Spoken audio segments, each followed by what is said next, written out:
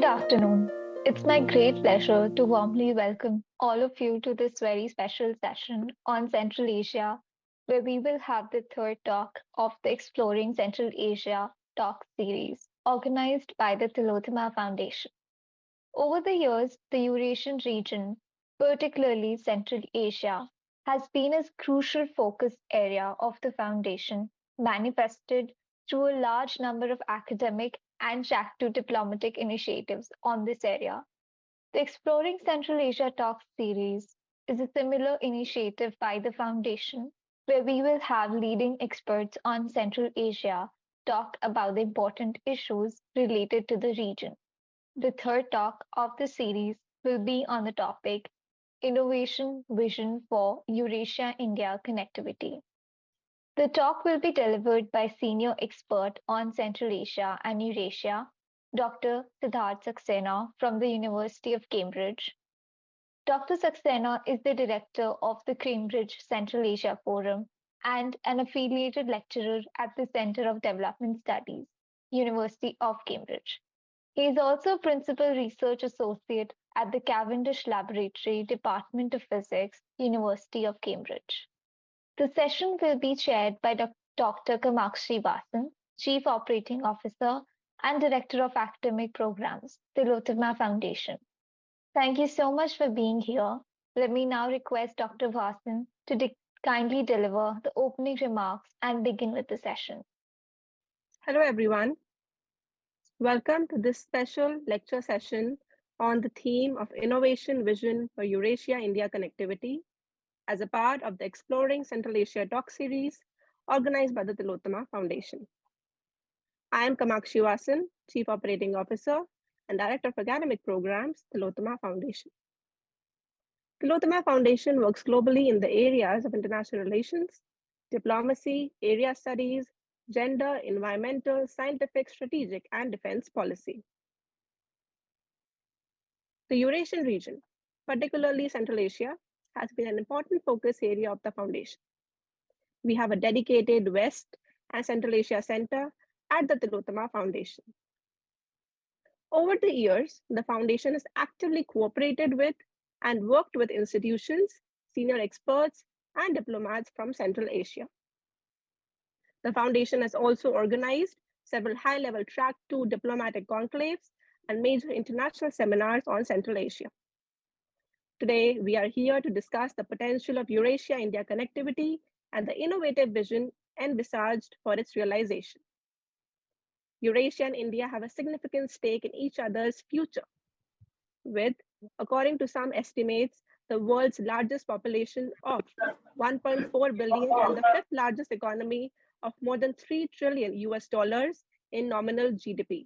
India is an active partner for countries in the Eurasian region. Likewise, the Central Asian states have significant stakes in India's economic development and its contribution to the regional development agenda. We believe that it is possible to unlock the potential of Eurasia-India connectivity through greater economic cooperation and the development of mutually beneficial linkages in areas like trade, energy, technology, infrastructure, etc. Since India and Eurasia are vast regions with huge potential to grow together and bring prosperity to their people, it is very important that we have a strategic vision to effectively harness this potential for mutual benefit. I'm sure our speaker for today will talk in detail about this. I'm sure that we will have an in-depth, thought-provoking discussion on today's theme of the session, Innovation Vision for Eurasia-India Connectivity. I'm pleased to welcome our distinguished speaker for today, Dr. Siddharth Saxena, who is a director of the Cambridge Central Asia Forum at the University of Cambridge. He also conducts a very interesting course in Central Asia at the Center of Development Studies at Cambridge. He has had a long association with the region of Central Asia with great focus on people-to-people ties. In a way, he embodies the strong ties between India and the region. Being also a learned scientist, he will be able to talk about the scientific and technical aspects of the innovation vision. He joins us now from Tashkent, Uzbekistan. Thank you, Dr. Saxena, for being here today to speak on this very relevant and timely topic. It is so great to see you. I would also like to thank everyone for joining us today, and I look forward to hearing Dr. Saxena's speech. With this, I would now like to request Dr. Saxena to start with this presentation. Over to you, Dr. Saxena. Thank you. Thank you, Kamakshi. Thank you to the Tillotoma Foundation for inviting me. And as you have very succinctly and articulately outlined this whole sphere of engagement that we hope for the future to take place. And I would also say that sometimes to plan for the future, we have to look at the past. And that's why it's really interesting to think about reconceptualizing the idea of what is Eurasia. Eurasia today, as we think of Eurasia today, it's born out of a colonial division of boundaries and lines and countries and regions and so on.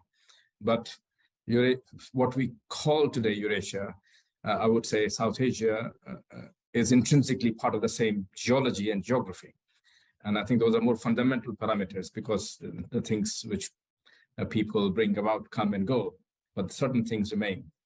And even at that level, we can almost always say in India that is there a time period in our history, any long time period of history, of Indian history, that we can discuss without our interaction with Eurasia, or connectivity with Eurasia, may be a more accurate way of putting it. Yeah. So Eurasia's thinking, now we need to move away from this east-west corridor of Eurasia to a more holistic understanding of what Eurasia is. And I think the ingredients of it you have very nicely outlined already.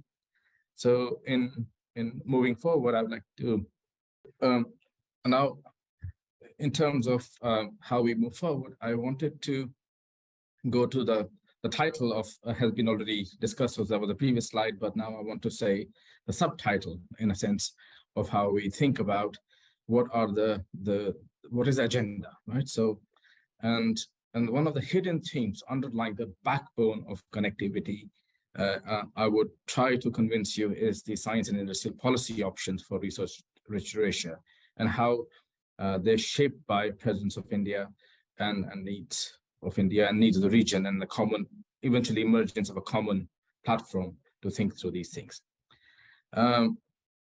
Here is our familiar map, and I would again I would like to use this map for two purposes. One is to explain, and other to criticize.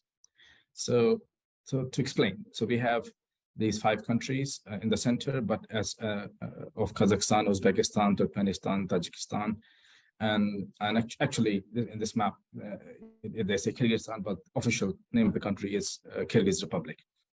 And then there is this also across the Caspian. We have the 3 countries of Caucasus, which have an intrinsic link to overall region.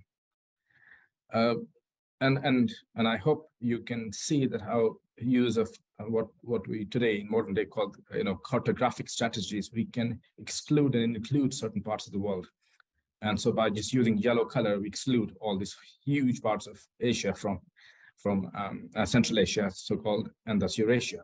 So we almost create a border between Eurasia and India with using Central Asia in the middle. But I would like to think that this is a connected region, and we can come back to that later in many ways. But just to give you a short CV for those who are new to talking about the region, let's take the biggest entity there. It's obvious, Kazakhstan, and it is quite important to understand the first is the size. The size of Kazakhstan is about roughly 10% bigger than Western Europe. Of course, we can compare it to many other countries, including India, but I'm deliberately comparing it to Western Europe because of how, when we think of industry innovation, we think of Western Europe here. We want to shift the mindset a little bit. So here's a country which is 10% larger than Western Europe. Secondly, this country is about the 10th or 11th largest producer of oil and gas in the world. It is the second largest producer of uranium, third largest reserve of uranium. It's also the 6th largest producer of wheat. And then its population is roughly around 20 million. And its literacy rates are high, in an upper 90%. And that's just one of these countries here. And then we have this neighboring Uzbekistan, which has a higher population, more than 33 million, 35 million now, more or less. And again, a very rich natural resource base, but also possibly, when you think about when we say resource rich, I want to emphasize I don't simply mean natural resources or extractive resources, but resources in terms of culture, in terms of human capital, in terms of intellectual capital, and so on. And we will visit those themes as we move forward. So that's the region, which is just really very, very close to India. What I want to now deconstruct certain mindsets, as well as bring to table certain bit of information. So first, I want to challenge the idea of the Silk Road, the Silk Roads. This is a very common global topic. Everyone talks about it, and it is casted in terms of a commodity called silk, which is produced in China and its markets and consumption in Europe. And it, by that way of thinking about it, conceptualizing it, it leaves out this large region of Central Asia just as a thoroughfare through which things just pass through, rather than it adding value to it. It also leaves out its connectivity with South Asia in that way, in thinking. And sometimes, temporary fixes are made by saying, southward facing Silk Roads or South Stream and this and that. But I like to kind of do away with that notion and think more about this space from a fundamental perspective. Fundamental perspective being that how historically the metallurgical innovation, meaning mining of metals and creating products out of those metals, is where the Eurasia makes its stamp on the global history 5,000-7,000 years ago, perhaps even earlier. And the technology, like, for example, chariots on one side, and the soft technology of domestication of horses, for instance, but also other agricultural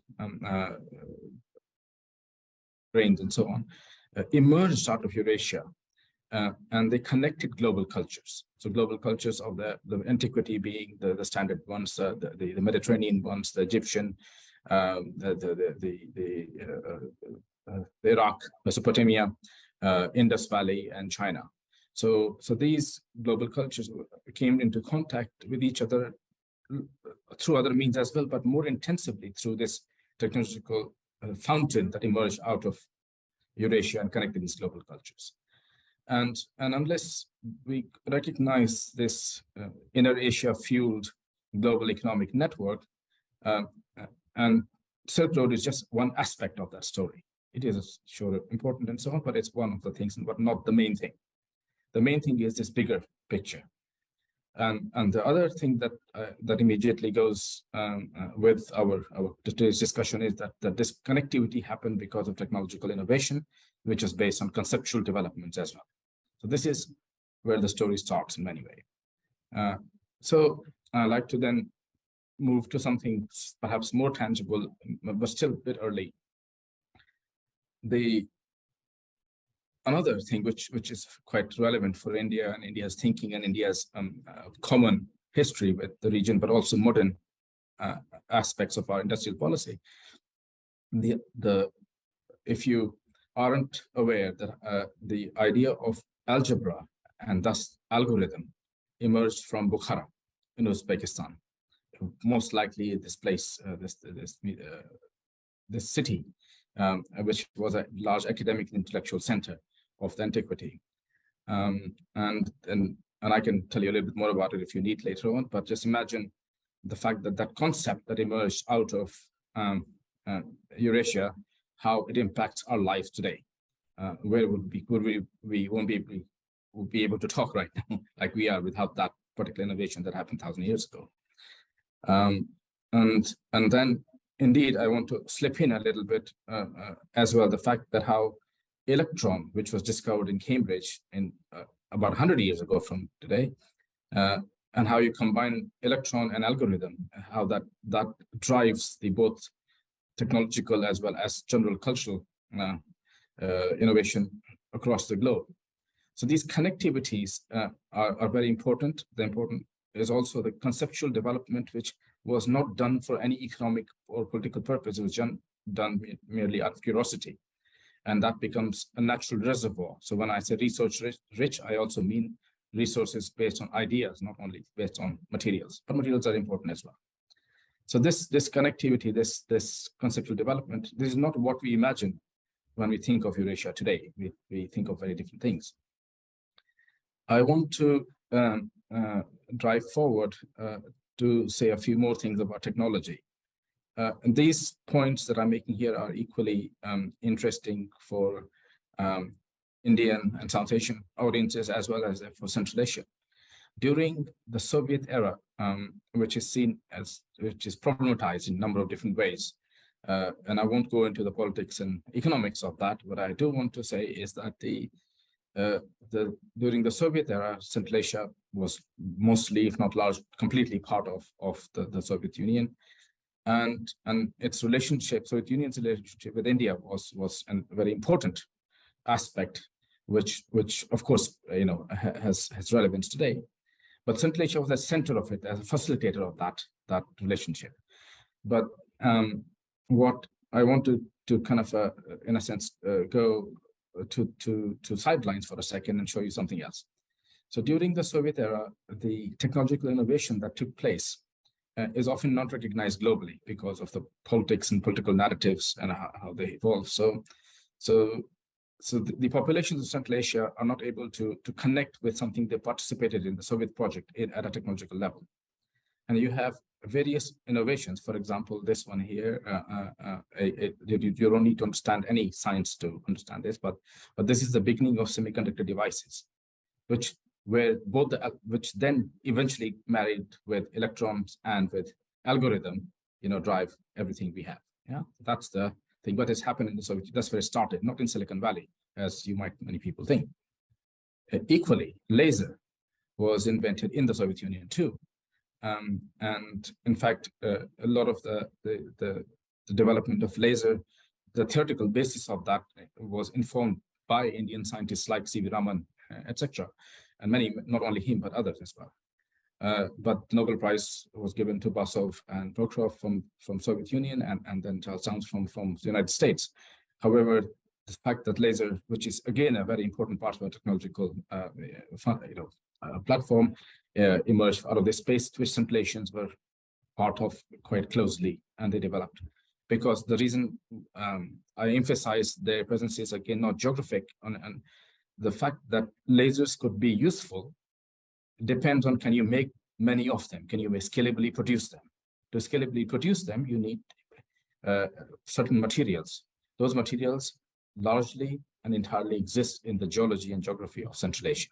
So the invention of laser in Moscow could not be important unless they could be made available at a large scale, and that's where the Central Asia part of the story comes in. And in building this picture, these such as I picked two more or less random examples to show you the things how hidden connectivities lead to it. But we have a bigger problem in India, and how we think about Central Asia, and in a different way, the problem they have, how they think about India and South Asia. And there's a politics of thought and challenge. So what I often say is that how Central Asia, or geographically, Central Asia, center of the world, but at the same time, it's periphery of the mind because it's not central to it. And that when it comes to policy making, trade, and many other things, while we are seeing a renewed interest, but for many years, for last half a century, it definitely was not India's priority, or in general South Asia's priority to interact and connect with that region.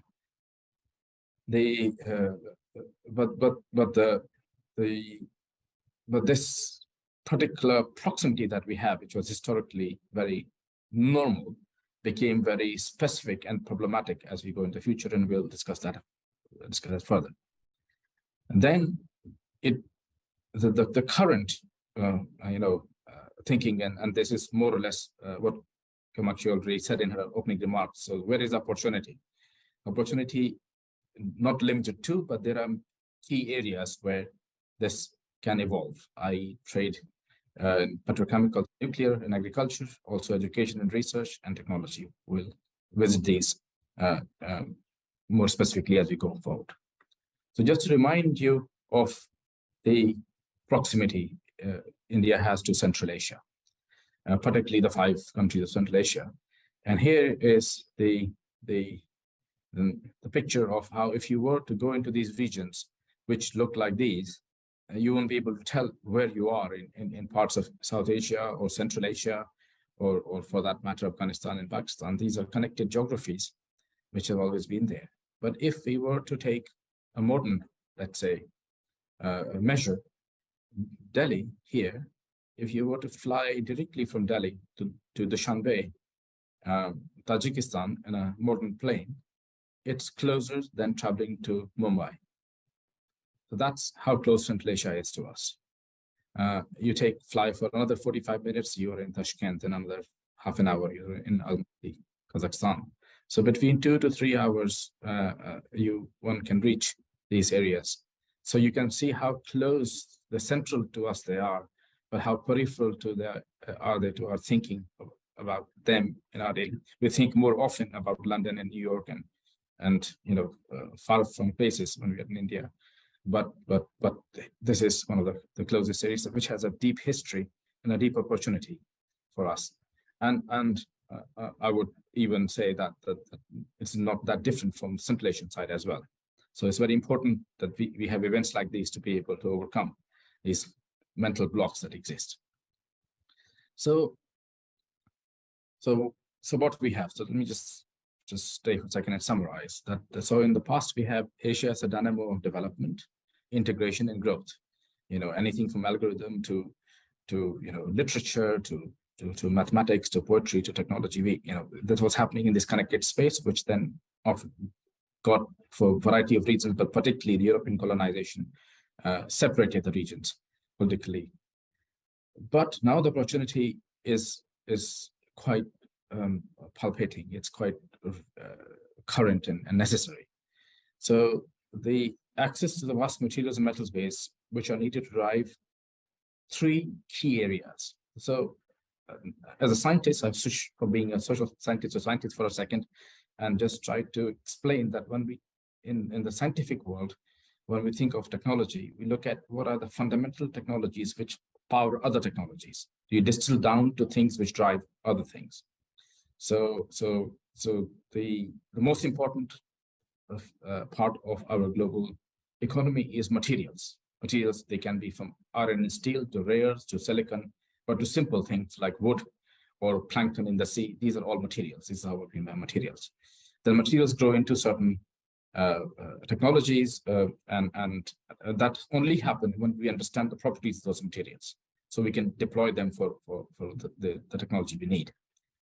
And then we distill down to what are the fundamental technologies, and the global, in the face of global challenges of energy security or energy insecurity, the food security, the climate change, and all of these things, the key story comes from understanding these 3 things: electronics, refrigeration, and energy storage. And I will go a little bit further in a minute on that. And this is relevant now for developing new industrial subsectors which don't exist today. And I won't read the words on the slide, but let me conceptually explain what I mean by that. Yeah. So conceptually, I explain, and this is a very technical slide, but it's on purpose. I've left it technical, so you can see that these things are not just some highlight items in a policy. Well, these are actually thought through technical processes, and I will explain what do I mean by these things. So I will go back here, like previous slide, and ask you a question, and the question you can answer in your mind. But if it was a classroom, I would ask people to vote on it. So our narrative about climate and energy centers around how we need electrical vehicles, for example, and how we need to reduce emissions and use of petrochemicals. That's absolutely correct. That's true. But let me ask you one simple question. Are there more cars in the world or vehicles which use petrochemicals, or there are more refrigerators, more air conditioners? What is the answer? And I'm sure a small calculation will tell you that even the poorest households have refrigerators. They may not have, big things, but definitely don't have a car. And this is a global phenomenon. So you must question that why we are not talking about that. Why are we talking about this thing, which is fundamental to our emissions, to energy usage, and so on? It's a very complex question to answer. Why we're not talking about it, because that's at the level of policy and narrativization. And put that to aside, I just come with a solution, which I'll come to in a second. Similarly, we have the idea of energy storage, which of course is the, your battery and so on, and electronics. And electronics is another one that's important, because most of your world is driven by silicon-based electronics, which are highly energy consuming. Silicon is same as petrol. It is very important, it's used by everybody, but it's highly polluting and problematic. But we don't hear about it as often, just because it's, again, a different narrative. Yeah. So now, these are the solutions to fix those problems. And I would just get your attention to the top of the page, and this is how we think about these things. So if you think about energy, energy has at least 4 main pillars: generation, transmission, storage, and usage. And any person, even the school level, can see, if explained in this way, that if you have a leakage in one of those pillars, all the other pillars don't matter that much. You cannot do only one of them. You have to do all of them together. They have to be a connected policy, connected industrialization, connected perspective. Right now, it is too much done in pieces.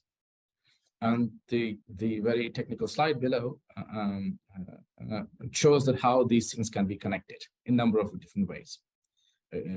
So we have superconductivity for transmission, we have calorics for refrigeration and storage, and sensors and so on. And I won't bore you with this very much, but I just wanted you to get a sense of how these things are. And they need to be, when we have our dialogue with Central Asians have a dialogue in this with us, we need to see how we can address these specific technical productions, developments, what materials are needed for that, what are permissions or technologies needed to mine or process those materials, what are the global supply regimes that we need to deal with. Those are all complexes, but once you have distilled down what you need to know, you can build up from that at policy level. So, and here is the little data for you to push that particular point over refrigeration. Here you can see how a given household in a middle-income country, a middle-income household, that is where they pay their bill for, mostly heating and cooling. But this is not only it. It's also water heater, lighting, washer, refrigerator itself, all of these things. So this is a fundamental thing we have to solve.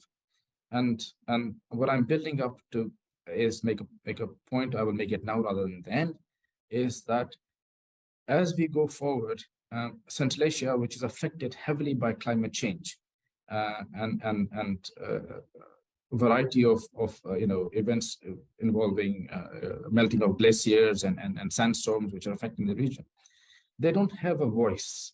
They don't have a voice globally to tell Indians to stop driving cars, or tell Americans to stop eating particular kinds of food, or Chinese to do something else. They can't do that.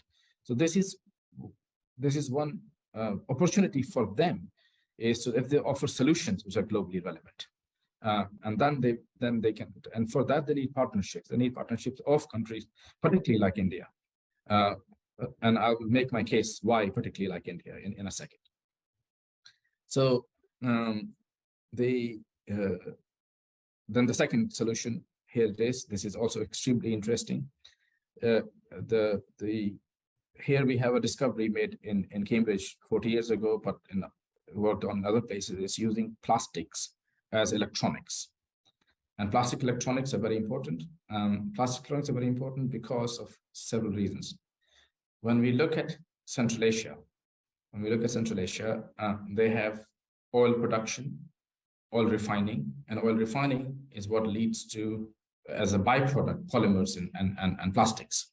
And polymers and plastics than normally are used to make tires or your soap dishes or decorations and so on, and that's all fine. But they can do something much bigger. They can be converted into solar cells and other storage things. Now, Central Asia has this, but it is not involved in production of these things. It also needs rare earth materials to actually make these kind of technologies.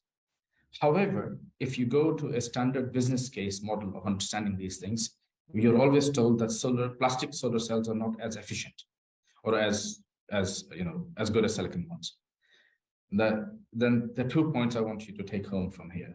So first point is a simple one. Simple one is that any metrics that are used to define technologies are often generated in the West and in the North, where the solar intensities, where the geographies and the climates are very different from that are in Central Asia and India.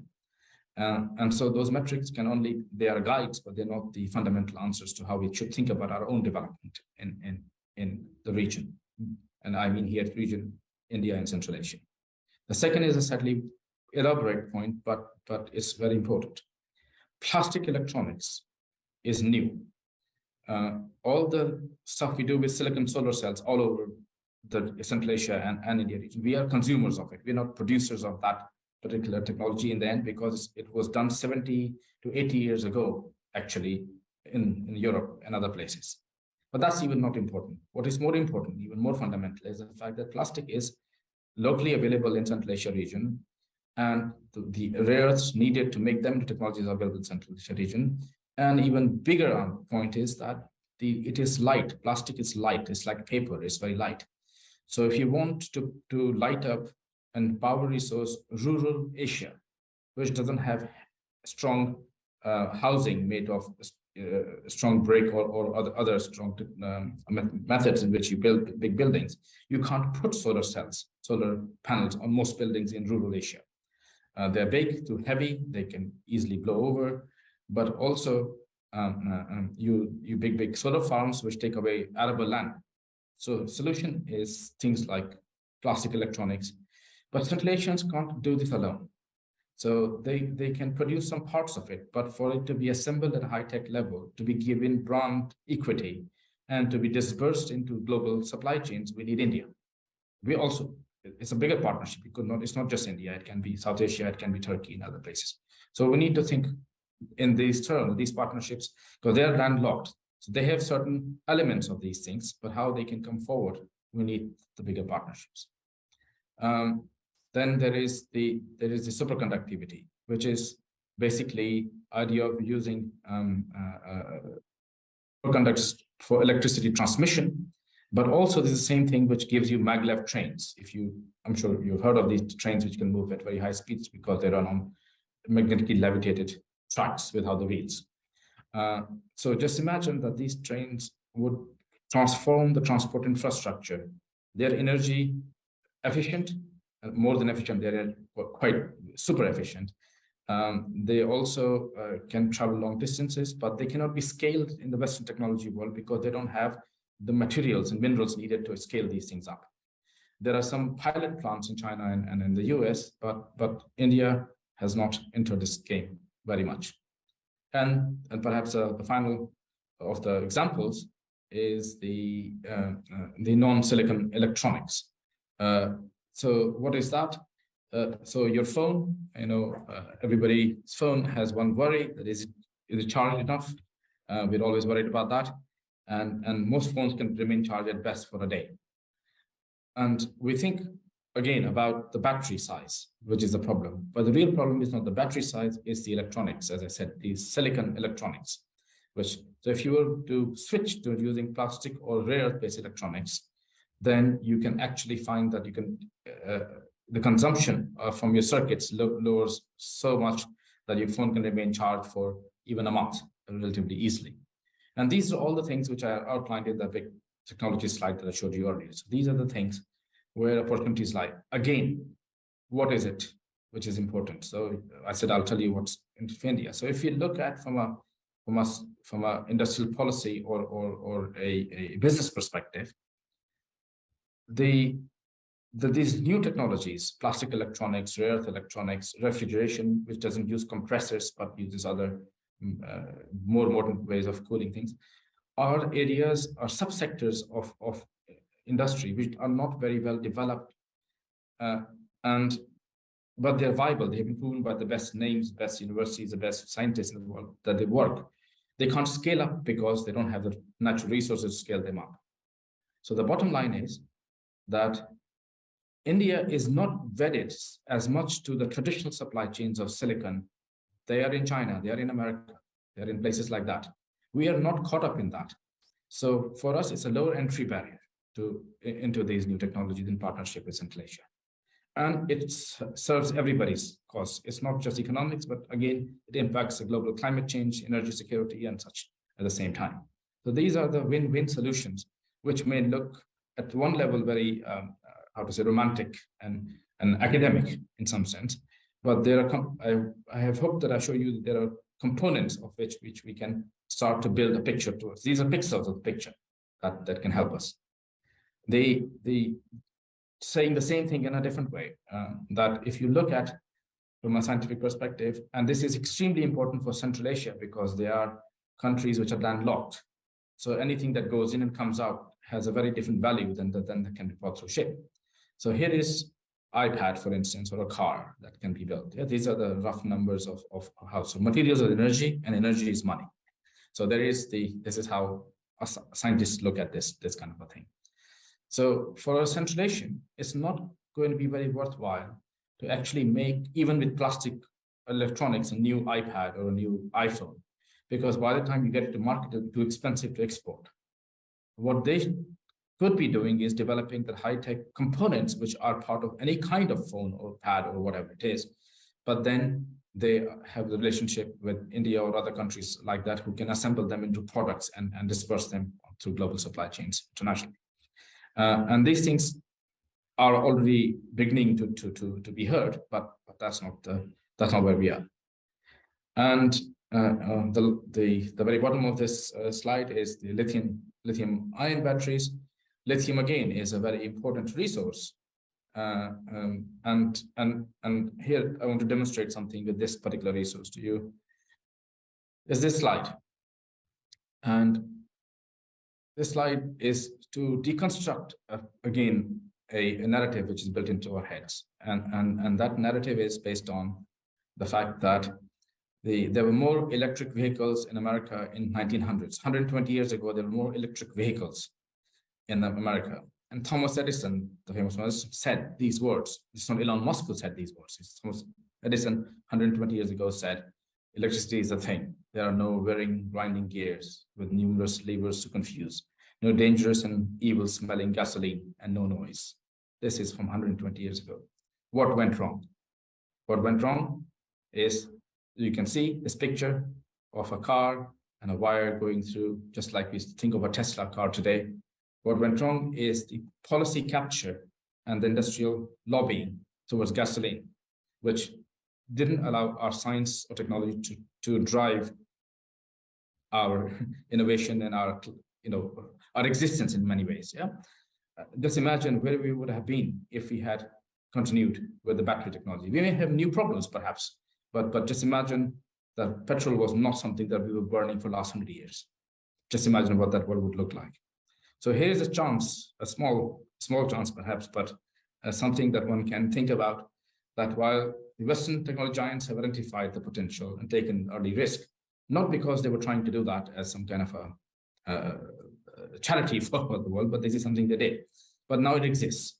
And if we look at the analysis, they do not have either the raw materials or human capability. What do you mean by human capability? I'm going to jump to that in a second to make my final point. But the global production chains, as I said earlier, are too deeply entrenched into classical technologies, and will find it stifling to disrupt. Chinese or Americans or Taiwanese or Koreans can't stop making silicon chips today. It will kill their economies. The political fallout would be massive locally. So they are stuck to doing what they're doing. But here is a way you can leapfrog, jump ahead, whatever the word that you want to use, into a different sphere. And I want to emphasize, this is not a rhetorical thing. This is not against anybody. This involves, it requires, there's a partnership with the West, the Central Asia and South Asia to work together forward, right? So that's the message. I want to kind of conclude towards by raising a couple of points. That all the things that we've said today, what I have tried to emphasize, cannot happen unless we have the people who are trained to do it. It's critical. Minerals can remain in the ground forever; it doesn't matter, and they can be dug out. It doesn't matter. We need people who can make the best of this. So the idea of science and scientists, engineers of particular variety globally, we have a massive. This is a slightly older data, but still shows you the trend. The thing is here, tells you better. This is a bit easier to read. So you can see how these sections are changing so much as we go forward. As the India and China expand, and this is the number of people with a tertiary degree in science engineering grow.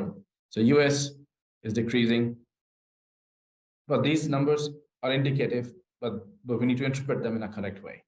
Interpretation meaning that how the large Western technological giants rely on production of people with tertiary degrees from the East. The majority of people who go into industrial development in America or Europe come from South Asia, China, Russia, the countries which have a different metric in here. But these numbers are important to notice, but at the same time, it's quite important to say that how while we are developing people for international markets, global labor force, which is highly skilled at a tertiary level, we are not promoting at the research level. The research facilities are weaker. So Soviet Union, I started with that slide, the slides of how early development in the Soviet Union. So those institutions of high research do exist in Central Asia, but they don't have motivation and they don't have actually the populations and tertiary degree input. So there are science and technology, new reformulation that can happen in that area, which is good. For me personally, very interesting. And that's why I'm here in Tashkent at the moment doing exactly that, trying to convince certain Indian and Central Asian institutions to start to work together. So this is summarized in what I call algebra of development. And this is something, a kind of a lost language in some sense, which I'm trying to revive. This is essence of all development, that science is like culture and music. It's done for curiosity. Algorithm was discovered because somebody wanted to solve a mathematical formula or formulate a new concept. Then you have engineering, which is application of science, which is systemizing what you learn from science if you need to, so you can scale that up. And then eventually comes technology and innovation, which is making engineering useful for public good or commercial gain. Most people want to start at technology, but science is what gives you the reservoir of ideas. So all major countries in history and modernity are the ones who some big science are always ahead. And what we see is a decapitation of science in Central Asia and India, which then doesn't allow them to have their own destiny with engineering and their own technology. They end up with technology transfer from other places. Of course, that will all happen anyway. But here's an opportunity to reconfigure that thing if we take it possibly. And science is the key driver, which is in a sense, not very much in mind of policymakers. The words are said, but there are missing links. So this is the concluding slide to say the new ways of thinking about leadership. I mean, economic leadership, technology leadership, and human leadership. And we need to think about this in a very different way when we're looking at the region. And the new science and new technology and new geographies have a intrinsic link as it was there 1,000 years ago. It died down, but it's time to revive it. And it's quite important to understand supply chain and value chains from a scientific and technical perspective, not economic alone. Economic perspective is extremely important, but it cannot be devoid of the other aspects. And I'll justify that by first saying, for example, what is the biggest, if you look at supply and demand charts. So one of the highest demand things in the world is cure for cancer. But do we have one? No, because we don't have well-developed understanding of how body functions. So we make do. While we can solve an upset stomach with a single pill or two. Similarly, why do we have only 2 or 3 fuels like petrol or kerosene or diesel, while there's so many materials out there? And I can go on. That how just the economic supply demand thing disrupted by policy, just like with the electrical vehicles, can lead you in different directions. And then the spin-off comes not only from direct pursuit of technology, but from science. Those countries which produce more science lead. But now we have a chance, in a way, to reconfigure that science for an entire different development paradigm between Eurasia and Central Asia and India. And I'll stop there. Thank you, Dr. Saxena, for your interpretive address on this very important topic. You explained the idea of an innovation vision for Eurasia-India connectivity in a way that was both interesting and informative. You mentioned several reasons why the cooperation between India and Eurasia is important for the region. You also mentioned about the access to vast resources and material base, as well as the opportunity to provide greater market access and development opportunities for the people of both the countries. You also discussed the importance of connectivity to the global economy and the benefits of sharing knowledge and information between the two regions. I believe in addition to having common cultural and religious ties, India also has extensive economic ties with the Eurasian region. Cooperation between the two regions could significantly benefit the citizens of both the countries. Thank you once again. Now let's move towards the question and answer segment. So I think I should begin. So according to you, what do you think that what factors have hindered, several connectivity projects in India and Central Asian countries? There are two factors which from the highlight this hindrance or omitting. So one is that after the Soviet collapse, India took little too long to recalibrate. It used to talk to these countries via Moscow as it was in the Soviet Union. And as Russia became an independent, and Russia is a strong partner of India, that's perfectly fine. But it took a while for India to see these countries in their own right, rather than a periphery of Russia. And that initially was the policy, how to say, what's the word I'm looking at for? It's like a break, which starts to come in without noticing that you have that. But the second factor is how Central Asia, I mean, I can say as a person, as an Indian growing up in 70s and 80s in Lucknow in India, that's where I'm from, the fact that how much of our culture was connected to Central Asia, and we knew these words, but we could never place them, that they were right there. People will mistakenly place them in Iran or the Middle East or even different places. But the fact that my next door neighbor's last name was Bukhari or something didn't connect the fact that there was a place called Bukhara, which had a historical connection. So by these things, the public imagination, because public imagination is what fuels entrepreneurial activity, gets people to connect and want to do things just because they're curious. And I think that played. So that is what I think where the big change is happening now. Your event is one of the main features of the same change that is taking place. So those are the two key factors, I would say. And I wouldn't want to blame anybody.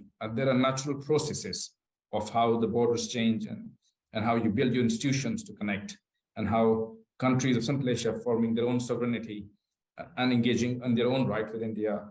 There are all these processes which had to happen over the time period. So I think what has happened is not lost time. It's actually good that it took time for them to mature into something realistic. Okay, thank you so much, Siddharth.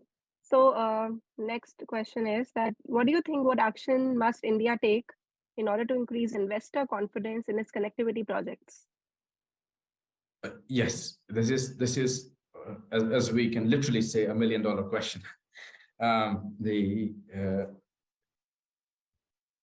think it cannot be just India. It has to be the partnership with Central Asia, which will bring the investor confidence. And I would go against the general theme, but I believe that there is a lot to be said for state-led intervention here with Central Asia. So if there are happy stories from certain large state enterprises which have deep enough pockets to sustain certain risks, then it'll be like a beacon or kind of some comfort zone for others to come in. That's one of the options to do. The second thing is very much public diplomacy. that we need more, and I would narrow down in the sense that we need more of the Central Asians coming to India to study, to on executive trips, various things, not just in cultural areas, needs to broaden out. So it cannot be just about geopolitics all the time. It needs to, people should come and study engineering or study whatever else, and vice versa. We should set up for Indian students to have internships, to have cultural visits and other things to Central Asia. So we need to build a public backbone, which is the only sustainable thing to go forward. Government policy is time limited, and it should be time limited. But who takes over the baton from them is just growing the broader base of public engagement. Thank you so much. So first of all, thank you for your pertinent and thought-provoking response. I agree with you that we need much more public diplomacy between India and Central Asia. And there is a need to be talk about the culture and people-to-people ties. So now let me ask you, what can be the possible role of India in the connectivity between the regions of South Asia and Central Asia? I would put it in the following way. So, and I'm sure you, with your interactions with the region, you've already come to realize that once you walk into Tashkent, like I am right now, or Almaty in Kazakhstan, or several other countries, the large presence of American, German, European, but also Japanese and Korean companies and institutions, which is rather pervasive across. And you find very few Indian and definitely, well, very few South Asian, and within that, very few Indian major operators or even visible operators in the story. And that has always confounded me, like why? And whenever you have a discussion within Indian system or South Asian system, they always cite the standard problem that there is a problem in Pakistan and Afghanistan. How will we, communicate with the connectivity? And on the other side, it's quite confusing when you hear that, because which border does the United States have with Central Asia? Or Japan does, or Korea does, or Germany does. Why they're not thinking in that way? So it's a very different. The whole thinking of how you conduct business in a place away from you is something that needs to really be revisited. And I think I would not pretend at all that I have an answer to that. I think it's something that we need to have more of these forums to tease out, and we need more people to hear, provide that what is preventing them. Like what I had once. This moment when several large Indian conglomerates presented in London for an India Business Forum thing, and they had these maps of their global reach. And one thing was always visible, that how north of India was a dark spot. There was nothing there. There was nothing there. Every single, whether it's Tata, whether it was Reliant, whether it was whoever it was, they were just not there. And that something, and I confronted them. I was like, why don't you go there? And it's really striking that they prefer to have a money-losing office in London than to have a money-making office in Tashkent, because it'll be easier to trade. But that has to change. Yeah. Thank you for your informative answer. So next question is, at the 22nd meeting of the Councils of Head of States of the Shanghai Cooperation Organization, Prime Minister Narendra Modi emphasized better connectivity and full rights to transit within SCO countries, as well as the value of bilateral collaboration and regional connectivity. So what's your take on this? I find it very welcome and almost emotionally heartwarming statement, because I have since 2007, and I wrote about this as well, promoted that the SCO is one of the most important, Shanghai Cooperation Organization is one of the most important institutional organization that has come to be, because and I'll venture into, although I'm not an expert in international relations, but I'll venture into it for a second to explain importance of this comment, is that the countries within SCO, and those who are not aware of SCO countries, it's the 5 Central Asian countries plus India, Pakistan, China, Russia, Mongolia, and then we have other, observer countries and so on. But one of the biggest problems which confounds countries from working with each other is their security issues with each other, especially in this region. the fact that these countries are in the same organization together, it deletes the security thing away. The security goes away. It brings to bear how we want to actually live together. They put the shelf away that's they look at common security rather than individual security. And that's what it gives a confidence for the trade corridors to be built, people to invest money into it, and so on. So my take on that is that I'm glad somebody of the stature of Prime Minister actually came out and said that directly in the face of all the Western and global academics and journalists who would write that how SCO is a threat to the region as well as to the world, versus the fact that it is the only solution for connectivity. And coming from Indian Prime Minister, it makes a huge difference, a big difference. And I can tell you, and while I'm sitting now, this comment that you made was already said this morning about 5 times here in Tashkent. This was brought up again and again. So its impact is being felt in real time. Thank you for your interesting answer on connectivity and the SCO. It indeed has evolved into a major or even predominant multilateral organization in the broader Central Asian region. It, of course, plays a role of regional confidence building. So taking our discussion on people-to-people ties further, and I'm also integrating questions from the audience as well. Yeah. What specific role, if any, do you think such people-to-people and cultural ties can play in terms of strategic advantages for India and Central Asia ties, or even the Eurasian region at large? It's both a wonderful question and the biggest challenge we face, how we can make this work. And I would again initially refer to where we just left off a minute ago. SCO has provided a very good starting platform for that, meaning that they just like, for example, in European Union or other places, the provision of scholarships and cultural programs and film festivals in which we moved away from the old global speech of a Anglo-Saxon model.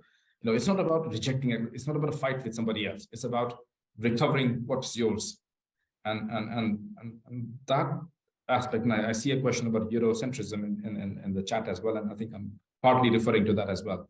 How the confidence about our own culture needs to come forward, and India, of course, is very confident in that sphere. So India actually provides a mechanism, the way how we have contributed to global cultural enhancement, and which has also led to strong economic aspects of the things as well. And that kind of a thing needs to now start to happen more often and more coherently in the Central Asia region. So the public diplomacy part is the starting point. The public diplomacy to make it the people-to-people ties is definitely where you start. The question is how they become institutionalized. Institutionalized, I don't mean they become government departments. Institutions can be very public and they can be very human. So simple things like the Central Asia or Eurasia, India business councils, for example, or people giving grants to work on environmental challenges together, or developing new production facilities, which require, so I'm taking the leaf out of European Union, that you can only have a project if you have 4 or 5 countries of the region involved in doing so. We need that implemented in our region. We don't see much of that happening yet, although there are beginnings of that within the SCO model. Like, that's my, how to say, it's a very long topic, but this is a summary of what I'm thinking about it. Thank you for your response. Let us now look at the Indian presidency of G20 in this year. The government of India has put a huge emphasis on it. How do you look at this in the context of today's topic? Uzbekistan has also been invited. Yes, and in fact, I will learn a little bit more about what Uzbeks plan to do during this thing in the next session after I leave. But it's actually one of the titles on the agenda. But as I said, I am first of all extremely pleased to see how India has embraced SCO as an organization. I think without India's active and vibrant participation, SCO does remain bit uninteresting. And because India has its own global footprint compared to some of the other countries, which is far more positive and far more vibrant. And then bringing that to the SEO, I think it finally, it's like SEO was a great machine which was working and slowly becoming better. And then somebody all of a sudden plugged the lights on. And that's India's presence. You can just see what it is. And I can just see quite clearly that this is not something symbolic or political happening here. There's a lot of thought that has gone into it. And as we know, currently there is the SEO Film Festival taking place in India. Just who would have imagined that even 2 or 3 years ago, right? This is entire. I mean, I was surprised and pleased and so on. So if you're doing that, and by that is what I mean by institution. That's institution. That's not just people watching films and discussing it in their little parties. This is something much bigger. And thus we need more of that. I mean, to imagine what could that be? Our imagination is currently limited because of lack of interaction. So the more we interact, we can imagine more things like that to do. Music festivals, film festivals, but also I would always say scientific research together is a very important thing. That's long lasting. It is really a thing that needs to be added to SEO. If there was something, if I have missed, I may have missed, but I would feel that would be the next step to include in that. Thank you so much. Thank you for your response. And we, of course, look forward to the Indian presidency of the SEO in 2023 and the SEO summit in India. Now, our next question is technical. It was asked in a specific context, but let me make it slightly wider in ambit. How do you think we can integrate or harmonize environmental concerns and sustainability with industrial growth, progress in terms of international cooperation, value creation, trade, etc.? So the gist of it is what most of my, messaging was in the presentation.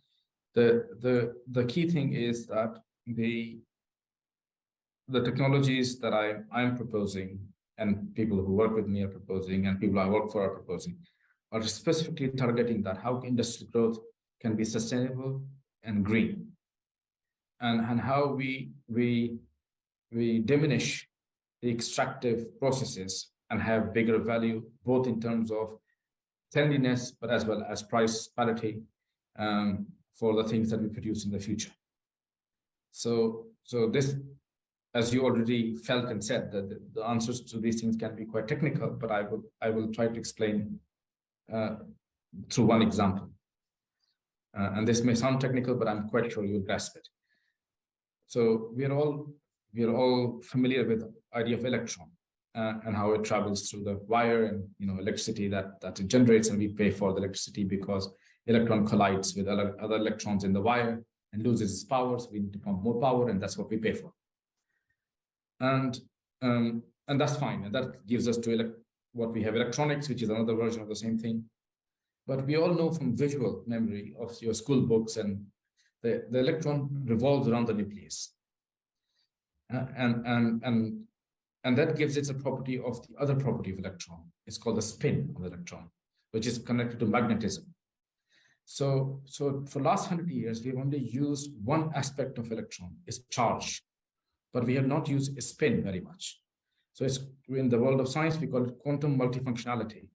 So we already can double the efficiency of the devices and instrumentation just by using another property. But that's not the only property. There are many other properties of quantum nature which exist. So in science world, we are trying to harness more out of the same. So we don't intensify mining or intensifying deforestation, intensify. So that's the scientific thinking, which is underpinning that. But as you said, word policy, this was achieved, as I said, already in some level 120 years ago in terms of electrical vehicles. If the policy makers are not on board, we can get killed and we can find all the scientific things we want unless it has engagement from both. One is the government and the other is the industry. And the industry is global. And so we really need better ways of communicating scientific research. And at the same time, policymakers and business need to understand not what's available today, but what is a bigger resource base, and being able to think ahead of what is future-proof. Future-proofing of technology is very important. That's the thing we are trying to not only reconcile, but actually find solution to. So we're not trying to average out something. We're trying to see how we can get more efficiency, which doesn't use more energy or another hidden resource that we hadn't thought of. So that's a very technical answer, but that's what we need. Thank you for your very interesting response. I think sustainability and green energy should be a crucial focus areas. I put a lot of emphasis on this, and we at the Tillotoma Foundation, we hold timely discussions on this subject. And even in, nearly like we also discussed this in nearly all of our recent track two discussions. So it is a very important aspect for us. So now let me ask you another question. What must India prioritize in order to improve regional and cross-regional connectivity? I think India needs to prioritize at one level the soft power, but the soft power is not about power in the normal sense. By soft power, I mean is that meaning of the positive meaning of power is that you help others grow to the same level as you, rather than create a power play. And India has great potential from intellectual aspects, from the science and technology aspects, from industrial production aspects, to be that partner, not a mentor, but a partner to the countries of Central Asia. And they're also not stupid or sitting waiting there to take charity. They're great players. They're great global players. They play with China and Russia and America and the European Union and India in a very sophisticated way. Never to take Central Asia lightly as some peripheral part of the world. They just imagine these tiny, relatively small countries with relatively small populations have survived thousands of years, and we can still recognize them as distinct and different people. That tells you the resilience that exists within their own system. But at the same time, that while respecting and celebrating that plurality, we need also certain bridges to be formed between the two places.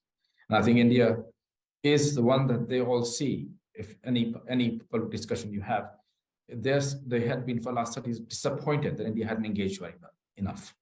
And equally, the response at India's even slightest engagement is very, very massive. And so I'm again, maybe I'm romantic about this relationship, but it is quite easy. I have seen the dark side, the depressing moments. Now I'm seeing the very vibrant moments. So that's how I would answer that question. Okay, thank you so much.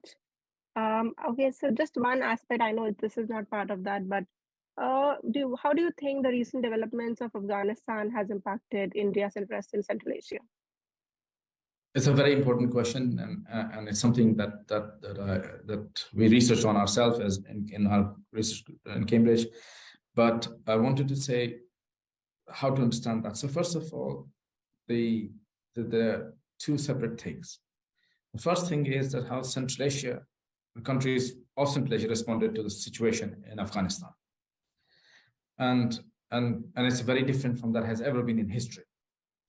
And I won't go, don't have time to go into detail, but the difference is that each country of Central Asia has a very different approach to Afghanistan, but they agree, they don't disagree on how they do it differently. They found a way to have a common understanding that each country has a different need with how they need to work with Afghanistan. I think this is where a reverse thing can happen. I think India can engage, and I venture to say, learn from Central Asia how differing interests should not push away the power that you have. So India needs to kind of come on board with this particular story from a different angle. It cannot be an angle which is based on certain neighbors. It has to be based on the regional connectivity, because there are the big focuses from Central Asia that India would be that party which comes in, not because it sees other countries as a competition, but it sees Central Asia as a partner. So Central Asians want to connect with India through this Afghan situation at a strategic level. But India's is extremely important for India's own interests to ensure that it respects and continues to engage with Central Asia countries vis-a-vis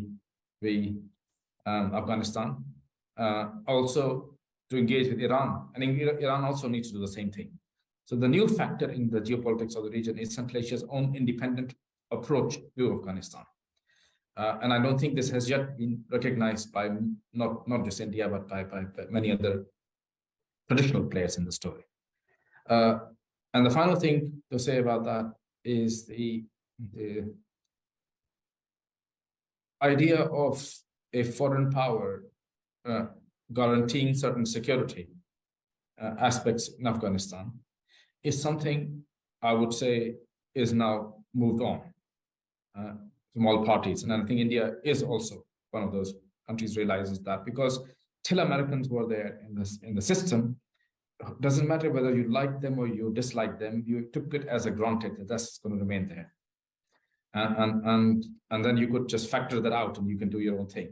But no one can do that anymore. So a very sophisticated calculation has to take place as to how one plays in that game, and that it doesn't become a game, it becomes a realistic engagement with the place, which is going to be not easy for time to come, any time to come.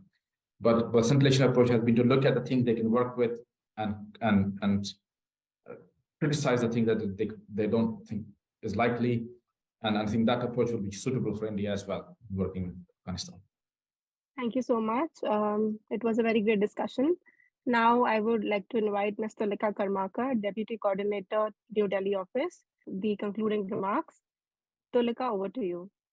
I take this opportunity to formally conclude this fantastic session on innovation vision for India-Eurasia connectivity as a part of the Exploring Central Asia Talk series organized by the Tillotoma Foundation. I especially thank Dr. Siddharth Saxena from University of Cambridge for this insightful address. Uh, Hope to have you again at the Tillotoma Foundation soon. This session has been effectively chaired by Dr. Kamakshi Wason, Chief Operating Officer and Director of Academic Programs, Tillotoma Foundation. We had an excellent discussion at this special session on diverse dimensions of the subject. Thank you all for joining. Looking forward to hosting you for the subsequent talks of the Exploring Central Asia Talk series, organized by the Tillotoma Foundation. Thank you. Thank you for having me. It was great to chat.